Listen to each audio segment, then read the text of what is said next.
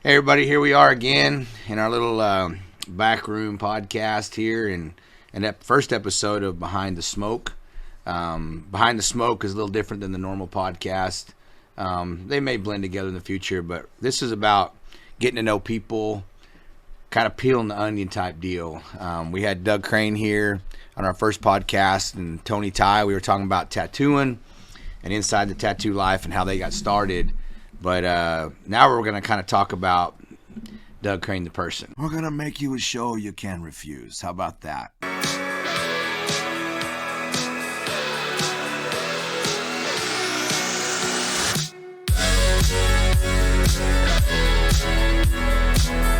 And the reason I think he's good for that, he's good for my first Behind the Smoke, is, man, he's every reason not to succeed. He has every reason to be an addict. He has every reason to have drug chains. He has every reason just to be on the other side.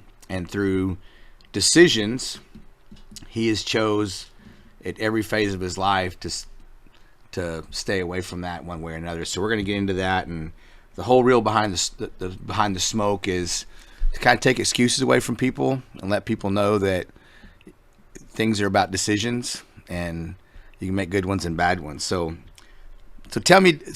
Doug, tell me about, like, when you were a kid. Like, what was growing up for you like? Well, man, honestly, probably kind of like any other childhood, and for the most part, until probably the early 2000s, How old were you then? Let's see. I think I was like 14 in 99, I believe. So, 99, I was like 14. But yeah, I mean, I was raised by a single mom. It was just me, my mom, my brother. She was an RN, so she worked all the time. So we spent a lot of time with babysitters and stuff like that. And of course, mom was just doing, what she had to do in the hospitals and stuff. I remember sleeping in, waiting rooms, in hospitals and shit that. Yeah. So sometimes there was no babysitter. Sometimes there was nowhere to take your kids, So, and then at some point we moved, I would say about every 6 months. She was a agency nurse. She was like a traveling nurse. So I went to an average of probably 2 schools a year for a while, all over South Texas, Brownsville, Corpus Christi, Laredo, Mejia, Lubbock, Texas. Damn. Like all those places down south, and stuff like that. And then finally, in probably like the late 90s, we just kind of settled back in towards Oklahoma and stayed this way. And So where was your dad?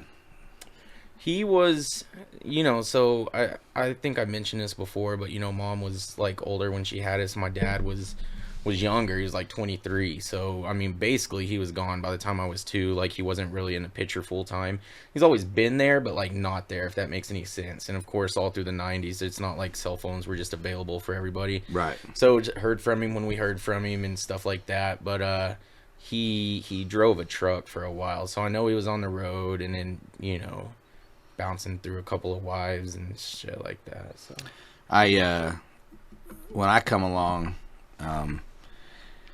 it seemed like your dad battled with a lot of issues of his own, and I remember there was days I'd pop in on you and stuff, or you'd just call me, and you were just at the end. Like, it seemed like at some point in time there, when whatever it was I first got in your life, like you were the dad to him. Like, he was coming to you for money, he was coming to you for this, and you were trying to keep him clean, and you were trying to keep his ass straight. It's still a thing. Really? Still, yeah. So, yeah, I'm not really sure, man. I just, he's always been what I would kind of consider a functioning addict for my whole life, I would say, But yeah, as my brother and I got older and started providing for ourselves and providing for our families and stuff like that, and then of course, we're getting phone calls, son, can you send me some money and this and that. So it's always kind of been a deal. Irritating at times, but it is what it is. Your mom was your backbone, man. Your mom. Oh, yeah. Your mom was. Yeah. You draw on her a lot, and I'm close to my mom. I can't imagine But before we get into her, so you got a brother, call him Opie. He took a little different path than you did in the beginning. First time I met Opie was down at Okmulgee, and you just started that tattoo shop. And I'd known you for a while, but man, I see this convertible go flying through Okmulgee like fast. And I walked back in the tattoo shop, and I was like, bro, man, this convertible Cadillac or something, man, is that going 90 through Okmulgee. Straight down Wood Drive. And there's cops chasing him or something. And he's like, and you're like, what? And then you got up, and as we walked out, man, this convertible pulls into the parking lot. Some dude's driving it, and there's this dude with no shirt on, all swole up and tatted up in the back seat, like he's some kind of gangster gone crazy. And he comes running up, and I didn't know who he was, and he's built way better than me, but he come running right up to you, and you was like posturing him like, what are you doing, you idiot? And he just kind of done something shady with some baseballs and baseball cards and some stuff like that. And you popped off, kind of postured him a little bit. Well, he bowed up. And man, I stepped in between. I was about to go at it with him. And then I can't remember because I was so focused on him. And he bowed up to me because he wasn't backing up. And you're like, no, he's my brother. And I'm like, that's right, I'm his brother. And then Opie's like, no, I'm his brother. And I'm like, what? And then Doug, you're like trying to explain, no, he's my real brother, and this is my bro brother. And then that's how I met Opie, man. And I've been visiting him in jail and seen crazy stuff there, and I've always liked him. But he kind of went the other way for a long time. He fought dependency. And so how did you guys paths kind of separate there? And well, I think looking back now as an adult at my brother as a child, like he, for whatever reason, you know, I was always kind of the more outgoing one, and kind of always we're 11 months apart. He's my younger brother, but I look younger than him. You know, I was always kind of more of the social one as to where he was not. And so when Opie, you know, he had his, you know, group of friends and stuff like that. But about the age of, you know, 15, 16, I, you know, kind of started smoking a little bit of weed. But I look back now, and he was just self-medicating, you know what I'm saying? And from childhood, or from like the probably menagerie of everything going on and lack of your dad? And I'm sure it's a combination of all of it. But like, you know, in the 80s and 90s, like you didn't really like cry around about a missing parent, you know what I'm saying? It's not like where you weren't really allowed to be like, my dad's not here, you know what I'm saying? You just did whatever you had to do to keep moving, whether it's going out and drinking beers or fucking, you know, smoking weed or whatever the case is, which ultimately led to him, you know, exploring with other drugs and stuff like that. And then he ended up going to the penitentiary for the first time at a young age, and just, you know, all over drug stuff. You know, he wasn't necessarily out there hurting anybody or going to prison for you know, hurting anyone, but he was just, you know, hurting himself. And it's just really hard to break out of that. I mean, like I said, our dad was an addict our whole life. So you're dealing with some people, you know, say that hereditary alcoholism, and, you know. So you think that, because I've dealt with some fighters, of course, through my nonprofit of Fighters Chance, and you know, one of them's pretty famous. And anyway, do you think that some of that's in your DNA? I mean, I don't, because your dad wasn't around. Your dad didn't really put dope in Opie's hand, really, which I talked to people that their dads have done that. But yeah. Do you think it was just kind of just because it was accessible, or do you think it was kind of in Opie's DNA? Man, it's really hard to say. I mean, you know, mental health runs deep ran deep in both sides of the bloodline. You know, everybody's dead now, but I think there are some things in us that I don't know. It's really hard for me to say that you were born with something that you can't control. I kind of feel like that's a hard thing to say, because I feel like at the end of the day, we're all somewhat. I don't know. Still That's accountable for what still we do. accountable. Yeah, 'cause I mean, I can sit here and talk about, whatever substances my brother used, which by the way, he's years clean and sober Yeah, now. I mean, he's actually and he's an a example better too. fucking He's an guy than I example am. too. He's an example too. That's why I have the nonprofit, I'm doing what we're doing. Um, Opie's, even though he's done retarded stuff and he's off the hook crazy at times, especially Yeah. was on that stuff, but his heart, man. If you're in with Opie, you're in. Right. Like I've not really called him for. I've never called him for anything, but anytime I've ever called him just to check on him, he picks up or he Yeah. answers. Like Yeah. he's a legit dude. Not everybody that, and this is a big learning point. This is why I'm gonna love this behind the smoke thing. Is, yeah, people that have dependencies, man, they have the ability to wreck everybody around them and hurt a lot of people around them emotionally and financially and mentally. But at their core, just because they have dependencies, they're an addict. It doesn't mean they're bad people. Not at all. And It's the addiction. yeah, It's the addiction, and the hard part of not turning your back on your friends or your family is being able to get through that addiction with them. But sometimes there comes a point in time to where they're not even willing to help themselves, right. so you can't blame them any longer if they're screwing you over one way or another, because at some point you've got to realize that you have to step away or not complain about the problems anymore. I had an Italian business guy. He did a lot of time, and he did his time and didn't talk or anything. And I sat at his table one night eating, and he checked me real hard one night about some things that happened to me in business and stuff. And he said, you're a smart guy, blah blah blah. He said, but I don't want to hear any nonsense about somebody took advantage of you anymore. And I looked at him, and of course, I mean, with utmost respect, he said, people only take advantage of you if you let them. Yeah. He's Right. like, so, and he goes, and as smart as you are, if you say anybody took advantage of you, he's like, it's your fault. Right. And it kind of goes along with that. At a point, you got to take love and compassion and all that aside and just say, okay, here's a point where I got to worry about me, or I got to worry about Yep. my environment or my mental health and my emotional. And I've done interventions for families, and I usually make them leave the house. It's hard for a mom or dad or brother or sister to watch somebody be hard on someone you love, Right. because they're an addict. But that's a lot of times what it takes. Yeah, it's tough love, and the problem is like, these people are out in the streets and they could, not only hurt themselves but hurt somebody else by accident. They're fucked up getting behind the wheel of a car, and just, there's a million things that could go wrong, as to where you've got to just, are you worried about hurting their feelings, and then you're going to let them walk out the door and take a chance on possibly killing somebody that you love? I mean, that's Right.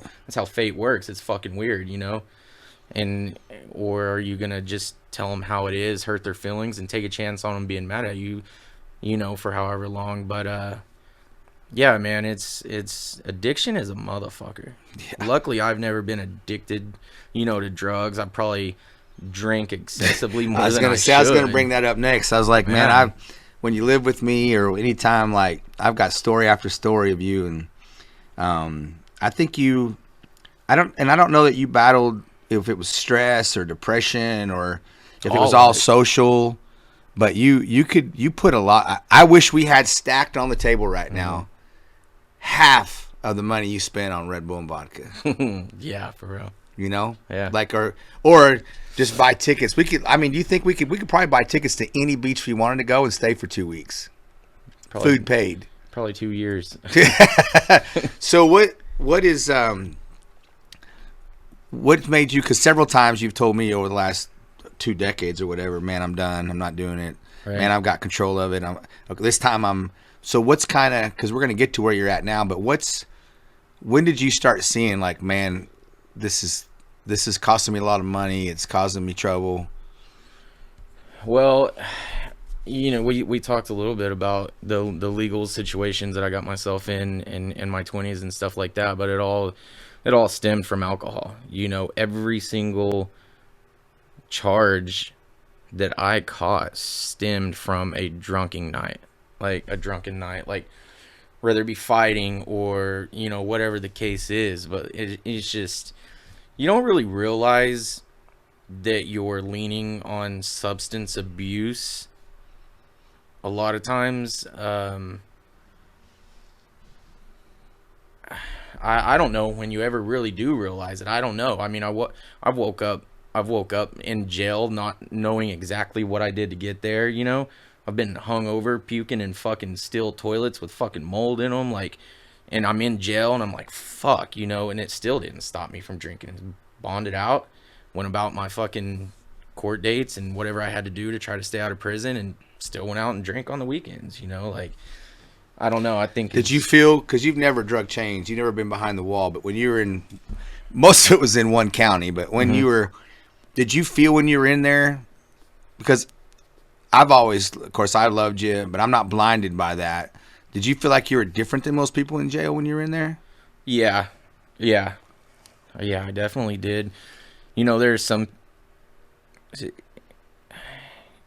I never went to the penitentiary. I don't know. It's really hard for me to speak on jail because, to be honest with you, I've never spent longer than 24 hours, and not even in county jail. Like, if I had a bond, I got the fuck out of there. Right. Like, and for me, it was like, it wasn't, you know, a scared thing or anything like that. For me, it was like losing my fucking freedom because I was such a social motherfucker. But turns out I was that social motherfucker for 12 hours in jail too. Like, I was already making friends and talking to people, and, you know, people were giving me their numbers, you know, hit me, you know, or fucking, I had to leave my cell phone number with somebody. As soon as I get out, you know, I'll call you or text, blah, blah, blah, blah, blah. But, you're good at marketing. Man, even in bad places. I'm just a people person, and, you know, and I've said this a lot. Like, I've probably done some pretty shitty things. I think we all have things we regret and stuff like that. But even to your friends and to people that I care about. But I always, if you got a problem with me, there's a 90% chance that it's your fucking problem. You know what I mean? Regardless if you just don't like the way my face looks or whatever. You know, I've dealt with the multiple different reasons why people didn't like me, but you've really got to do something to me personally or somebody that I love for me to hold a grudge. And even still, I try to see the good in you, you know. But if you had to do over again, would you still be a tattoo artist? If you were going to go back when you had a chance to take that curve in the road or that why, would you have been something else? No, I don't think so. I may have done things a little different, but I mean, you know, now that I look back on it, I love tattooing. Like, I remember watching, you know, the Jesse James, like Monster Garage, West Coast Choppers and stuff like that. And, like, Jesse James was kind of really my first, like, I seen his sleeve and just fucking loved it, right? I just wanted tattoos and all this shit, and just fell into it. I don't know. So, if, you know, God forbid this, because I love you, but when you take your last breath, what do you want to be known for? Man, you know, if people just, because people don't realize, even when you were a knucklehead, you're a deep thinker. Yeah. You know, and things have changed with you spiritually, but I know that when we're standing around, because that won't be me. If I'm doing part of your eulogy, I'm not going to say, man, he was a great tattoo artist. I know that's nothing to you compared to the... Right. So, like, what do you want people standing there, and when we're talking about you 10 years later, what do you want them to, Doug, to be known for? Just to know that I, like, you know, always meant well. I wasn't always perfect. I don't think any of us are or ever will be, but just, you know, just to know that I never intentionally meant bad, you know what I mean? Like, and I've burned a lot of bridges, and I've repaired a lot of those bridges as well. Now, I can't really think of one person right offhand that I've had a falling out with that it just stayed that way. Sometimes it takes a year, sometimes it takes longer, you know, to repair relationships or repair yourself, you know, do some self-searching and realize that you were the fucking problem, not them, you know. But That's the thing. Like I think I get so irritated, and I've got a little bit of a short temper and fuse and stuff like that. Not that I'll fly off the handle and fight somebody, but it's just that I have a real bad problem of thinking people are thinking like I am and would do the same things for me that I would do for them. And so when you don't respond that way, I just don't understand it, and I have to take a step back and be like, okay, they don't see things the way I do, or whatever, you know.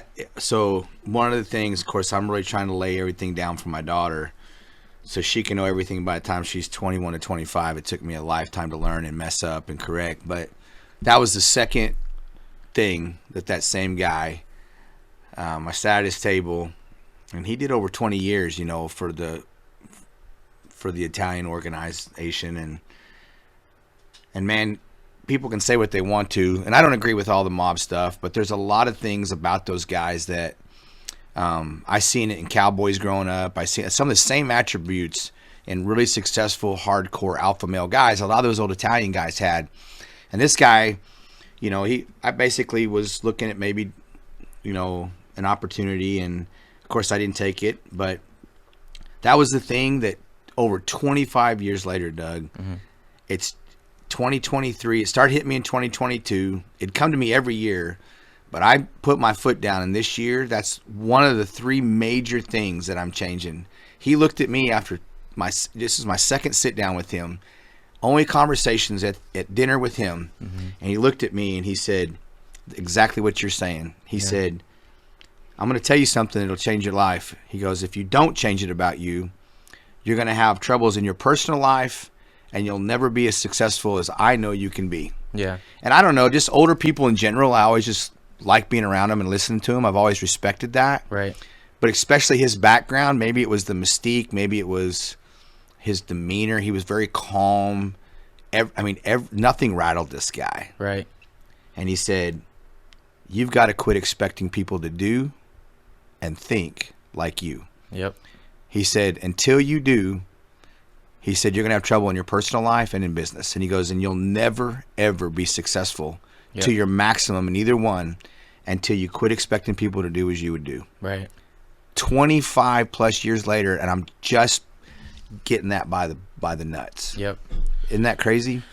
It is, man. I know you had a pretty successful security business, I believe it was, or something, you know, and it's like, how old are you right now?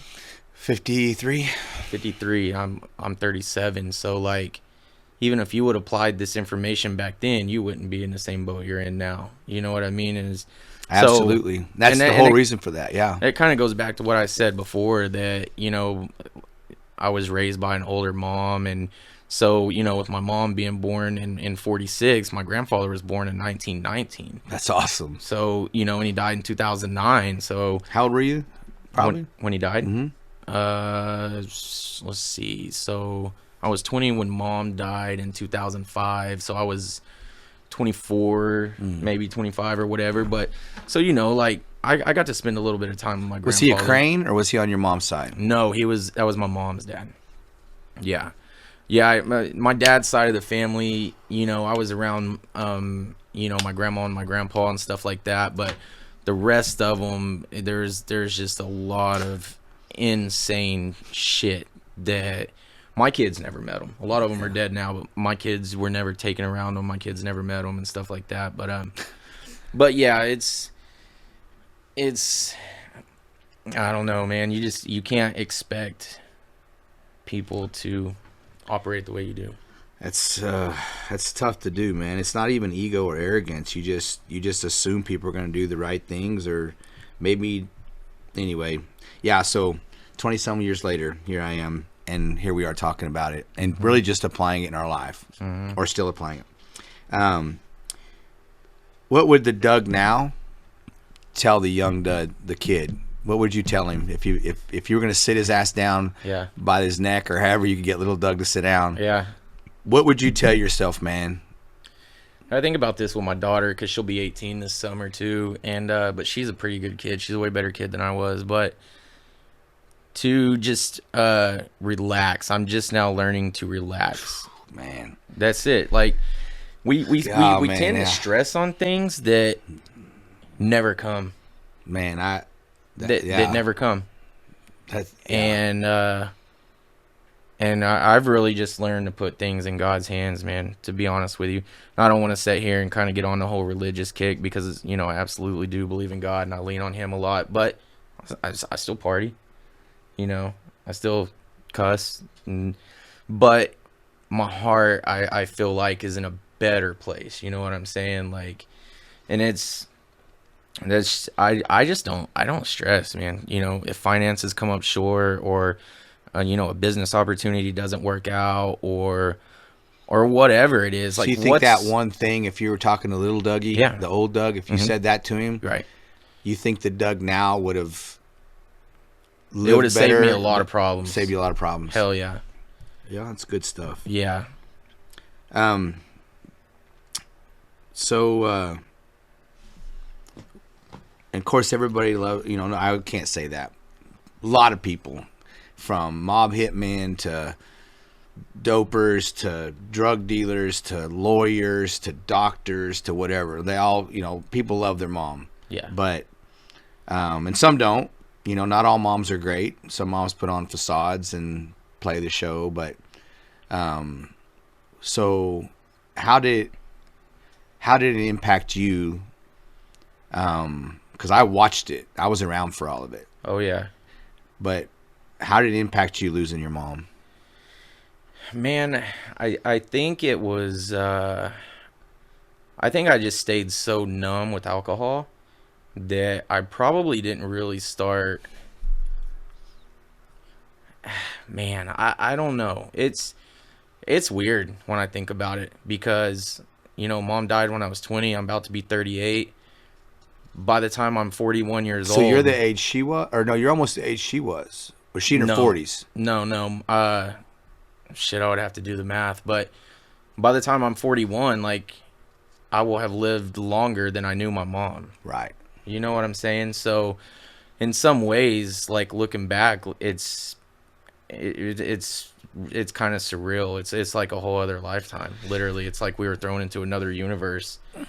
And Yeah. I don't know, man. That's a good question, but it just, I know that they say it takes 5 to 7 years, you know, for someone you're close to, your mom or dad or a spouse. uh-huh. I know I lost a stepdad that, man, he came along at a great time. There was a bunch of other meatheads between my real dad and this guy, and then a couple of, my mom didn't really date. She just married people. She always liked a man's man. Well, this guy, he only had a 7th grade education, but man, he came along when I was about 14, and I'm telling you, between him, God, and my mom, if it wasn't for them, I'd be dead or in prison. He knew how to handle my anger. He knew how to, he was a fighter.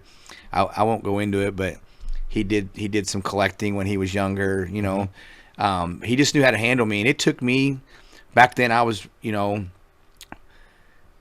I spent a lot of time rodeoing, you know, for years, and I can't tell you, every single road trip, probably at some point in time, staring through the windshield at night, you know, he'd come, I'd feel it, the pain. It takes a long time. Yeah.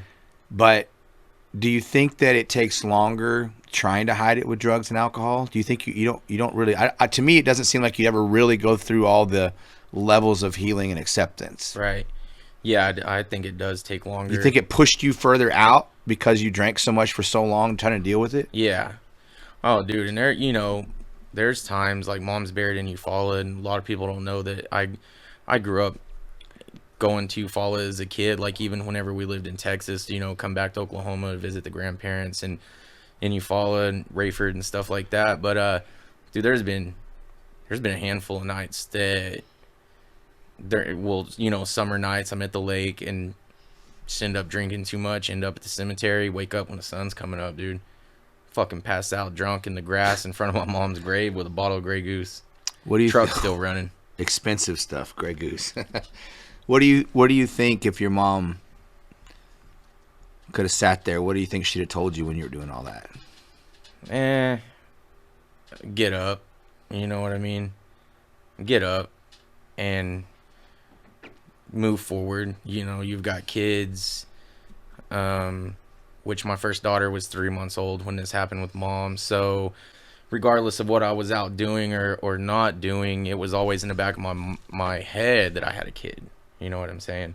And so I knew that I needed to straighten up and just didn't have the willpower. I was young and just, neglected a lot of valuable time that I carry a lot of guilt around for neglecting, like I said, a lot of valuable time with my oldest daughter. The younger years of her growing up, things that I'll never be able to catch back up on and stuff like that. And all I can try to do is make up for it now.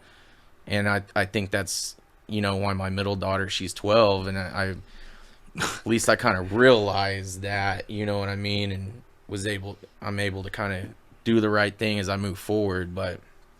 And there's a little bitty Doug now. Kinda. Yeah. So you got 3 kids. Yeah. How old is he? 2.5. Yeah. Yeah, 2.5. But mom, I watched mom do things by herself. She didn't ask anybody for help.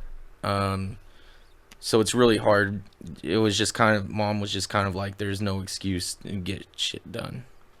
Huh. Well, so you're close to your kids, all 3 of them? Mm-hmm. That's good. Yeah. And probably a better dad now than you've ever been.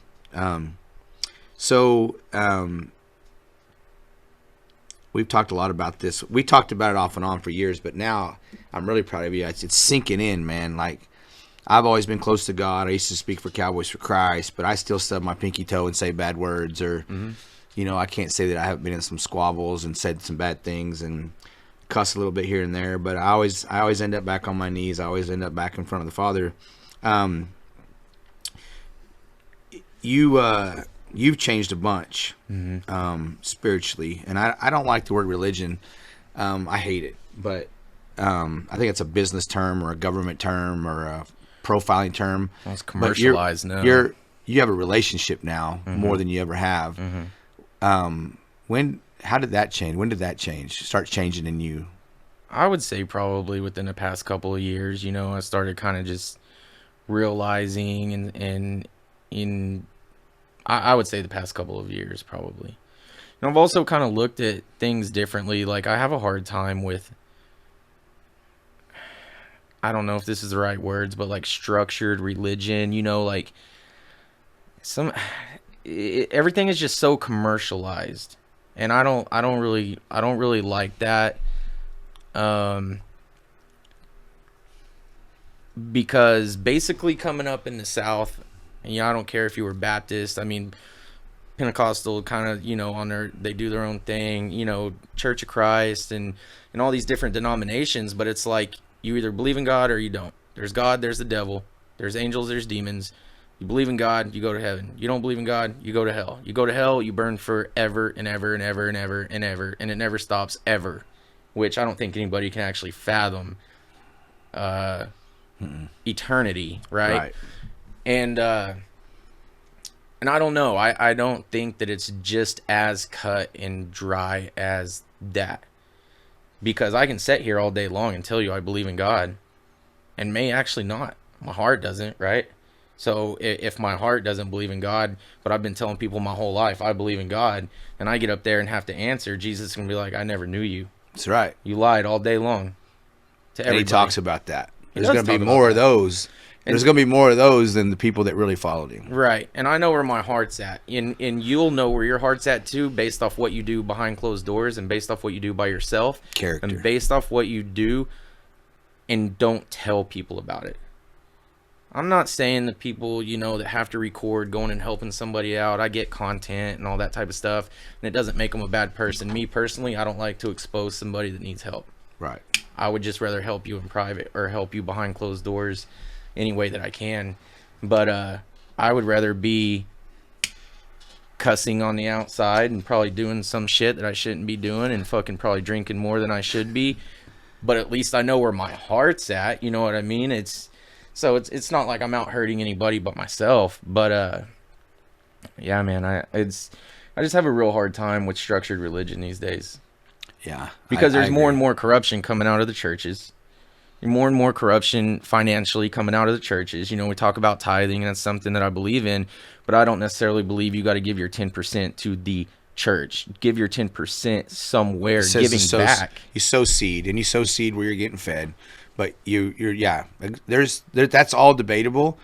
But I agree. I think a lot of what's going on, and I've always agreed. That's why I've always been just nuts and bolts grit at cowboy churches Sunday morning after rodeos and stuff. I mean, Yeah, like you know, but I think that, you know, like Jesse Duplantis says, you know, people trying to be homiletical, philosophical, analytically, all proper and everything, and he's like, and God just says, "Come to me," right. you know. And I think that it's about building that relationship. It's not about building your religion. Well, when I see, you know, when I go to a big church or whatever, and I'm just kind of speaking out of my ass, but you've got a single mom and the church can't seem to help her cover a month's rent, but that preacher goes and jumps in his fucking Escalade. Like, I got a problem with that. There's two sides. One, I've had fights about this for 25 years. I went under Willie George and used to counsel under an associate pastor named Pastor Morgan. And I used to people all the time, oh, yeah, you know, they're driving nice cars and they bought all this property and they draw a big salary. But if you had 600 employees in a company, I'm not saying they don't deserve nice things either. But they do help. And so I think a lot of people get caught up in, and they may be just making excuses as to why they haven't surrendered themselves. But I mean, if you have 600 employees and, you know, $6 million or $26 million in buildings and $10,000 a month, I mean, anybody that runs a corporation is going to draw a big salary. But I also know that it is the responsibility of the church to help. Right. But nowadays, man, I see it with my gym. You know, people want to. There's the other side of it where everybody wants something nowadays for nothing. Yeah. And that's hard to weed through too. Yeah. And it's hurt me business wise because you want to help people and then they just want help every month. They're not doing anything to change the situation. Right. So there's a balance there, but I totally agree. I think it's about relationship and it's about looking more at yourself than other people. And you know, that's one of the things the Bible talks about that a lot. Quit judging people. Yeah, you know? yeah, and that's one thing that whether you're a Christian or not. Yeah, you shut your pie hole, you know, and quit. Well, and you never know what somebody's went through that day. They could have just Absolutely. left their mom's funeral, their grandpa's. You don't know, you know, and you're liable to step on a snake too. Like some people bury somebody they love, and you're not in your right mind. Yeah, you know what I mean. But there are some really good people. You know, I've got a friend of mine, and you know, we talk often and stuff like that, but you know, his name is Seth Knight, and he owns Patriot Auto Group here in Oklahoma, and he's a great guy. He's a very successful guy.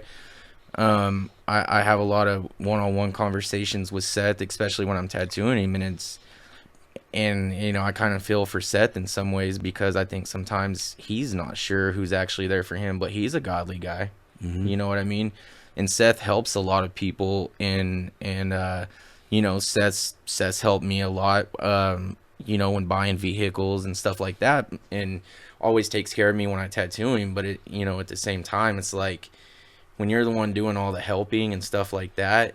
Oh man, who when Seth feels a certain kind of way, for example, you know, and I don't know his personal like in depth, but you know, who does the helper lean on, right? And that's where things get real tough, and that's where you lay in bed at night and you're like, you just like muster up that strength, and you only get it from God. I got a saying that I always say, and that's who the helper leans on. Yeah, that's true, because not that I'm comparing myself to anybody, but when you're used to being the giver and then you just don't even know how to ask, you know, and it's not in you to ask. And then I always have kind of a weird saying. I always said, where does the lion go when he needs to rest? Right. You know, because, you know, always got to be on point, always got to be watching out. But sometimes, man, the head lion, he just gets tired too. And I'm just telling you, that's what I do. I just spend quiet time. In fact, in my personal life, I don't even want my partner in life. If they can't spend time alone with themselves, man, there's something about that. Like, you've got to be able to spend time alone with yourself and be able to like yourself and talk to yourself and talk to God. Yep. And I know people, everybody I know that has to have a radio going, has to have a TV going, has to be going somewhere, can't stand to be by themselves until they're asleep. There's some things there when you can't be alone with yourself. Right. And then you're never going to hear God either. That's what I was gonna say. You're drowning out you're blocking your own blessings. You're drowning out the conversation that you need to be having in your head, and Right. that's what, a lot of people, they're like, well, how do you know when God's giving you an answer? How do you know when God's talking to you? Well, for me, it is that voice in your head probably telling you to do something that you're like, I don't really want to do this. Yeah. But it's probably, so. That's how I know it's God, because it's something I wouldn't do, or it puts me out there uncomfortably. I'm like, oh, man. So, you know where your mom's at right now?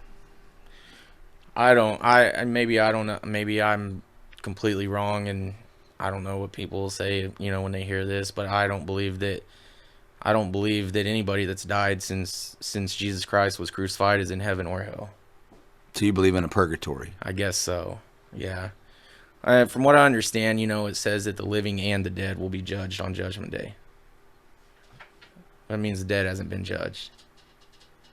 So. You're gonna see her again? I think so. I mean, I think the real party starts when you die.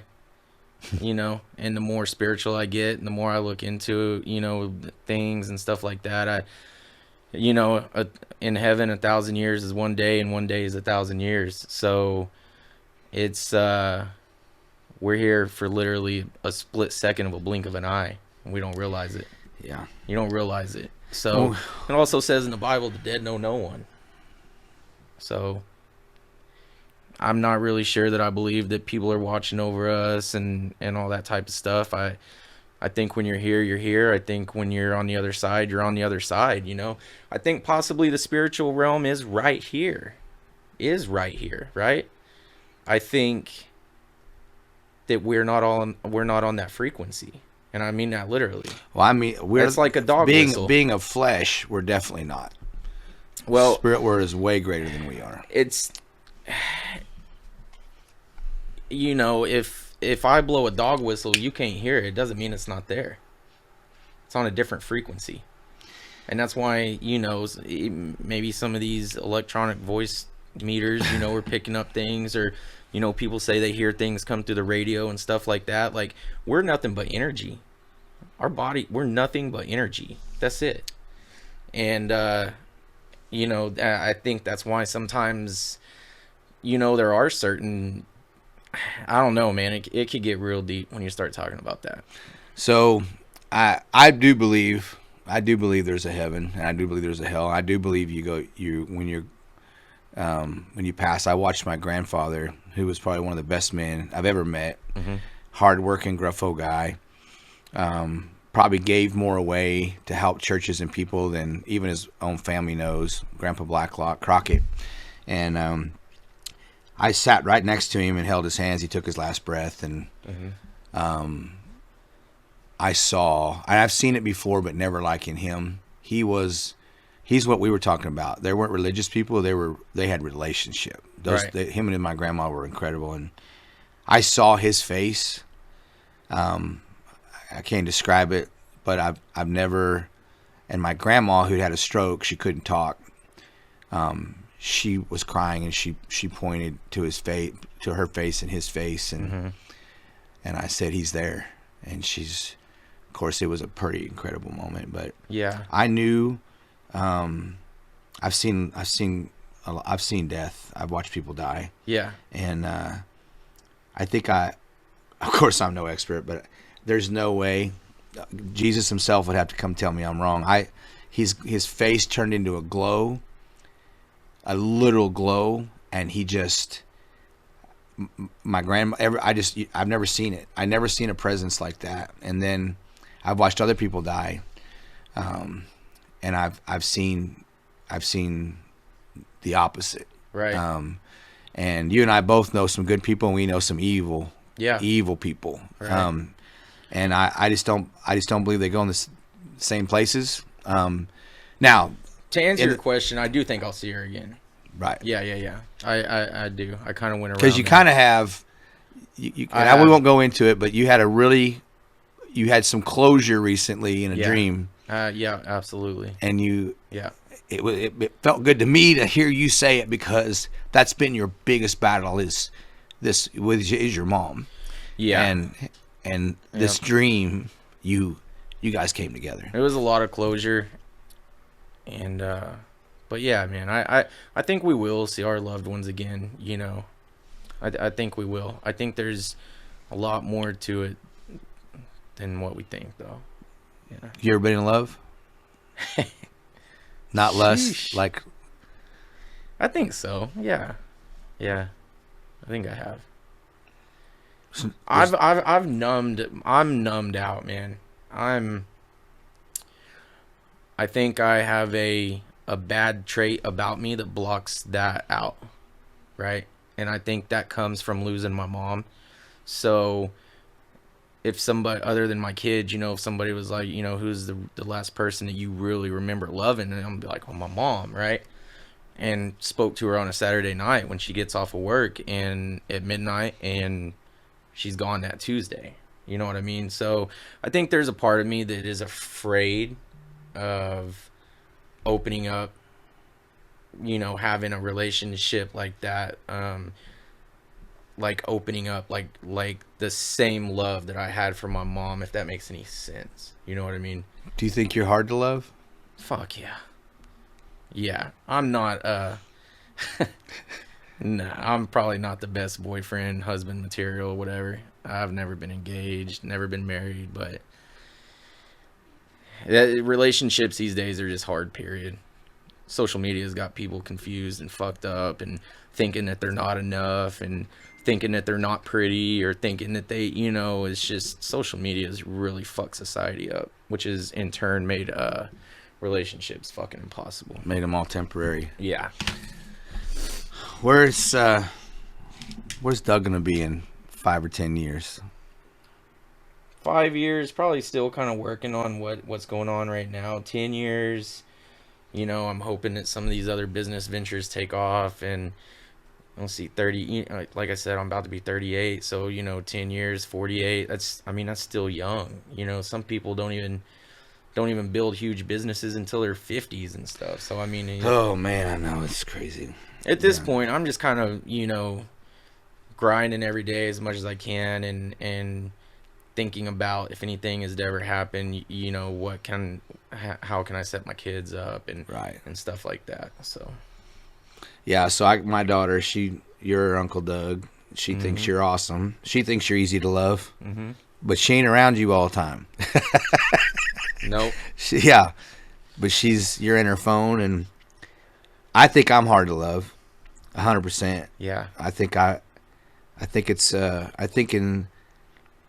lot of people that have loved hard, lived hard, try hard, fight hard. I think sometimes we fight the wrong things. Yeah, absolutely.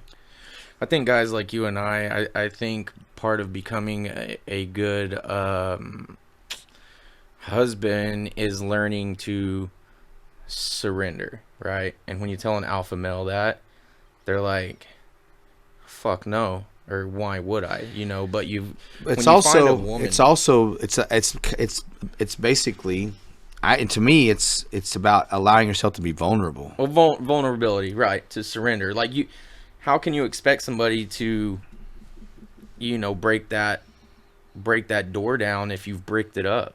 You know what I'm saying? So that's a lot of my problem, is just I've emotionally cut myself off. So there's 18 all right. minutes left. All right, man. Well, I think that at this point, when I look at you now, man, you're a better dad. You're a better person.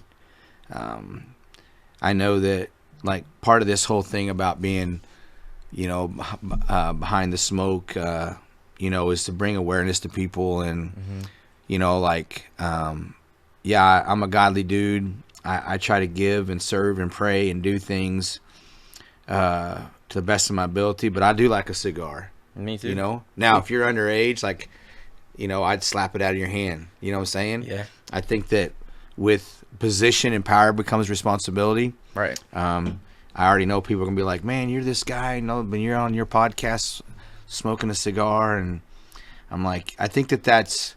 I'm not buying cigars and smoking cigars, or you not paying our bills or taking care of our kids. I mean, I think that there's, and I'm not addicted. I don't have an addiction to them. Right. I think that that's a big thing for people, not to tolerate being a turd, but things in moderation are meant to be enjoyed. You know, and I'm just proud of I'm proud of what's coming out of your mouth. I do think you're closer to God. If I can help you in that, I know you listen to me sometimes, or if you do, maybe you pretend you don't. I don't know, or maybe you pretend you do. But you know, I'll break the word down with you. I'll sit with you. I know there's a heaven and a hell. I do believe you go there.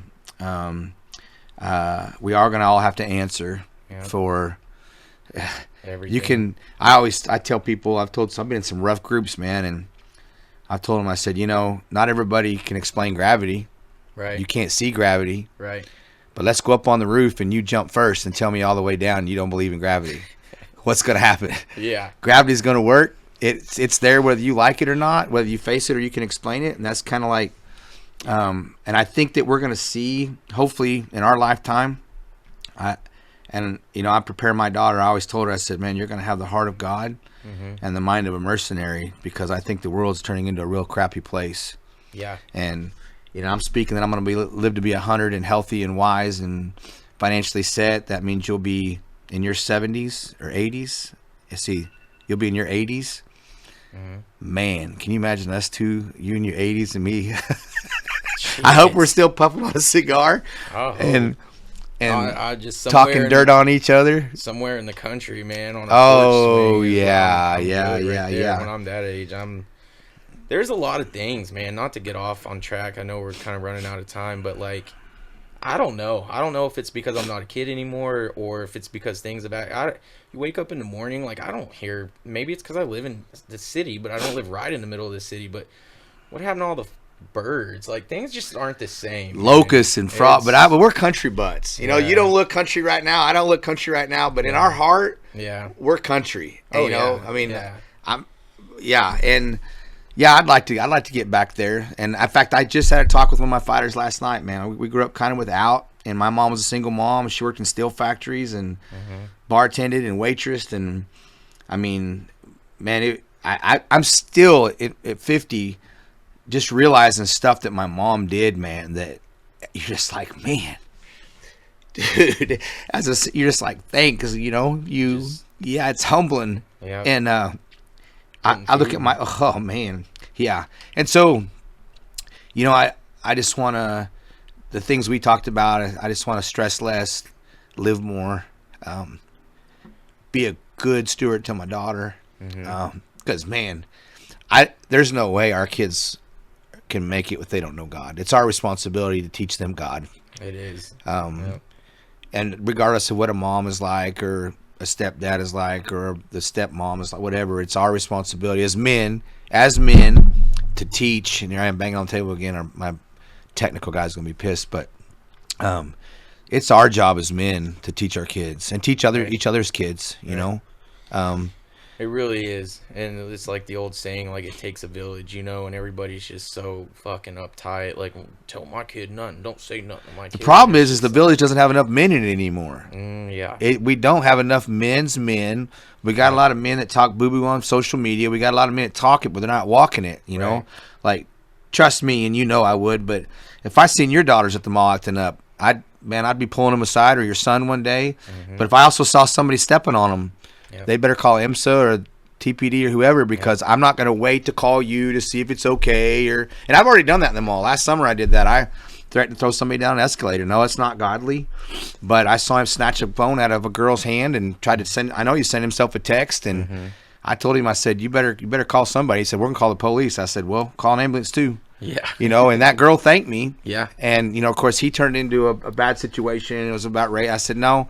I said, if that was my daughter, I said, I wish somebody'd walk. I said, you didn't ask her for that phone. You took it. And I saw that. Right. And I saw her face, all these years of security and body. I read her. He took it. Yeah. And we need more men, you know, to stand up because if we can't help our kids Yeah. in this country and as men come together, like you and I don't really have walls, but I think as men, and especially godly men and powerful men, Right. man, we gotta get together. We gotta beat the bricks with each other. We gotta tear the word up. We gotta talk more. Well, and there, man, I appreciate it, Doug. I love you as a brother. You too. Thanks for having me.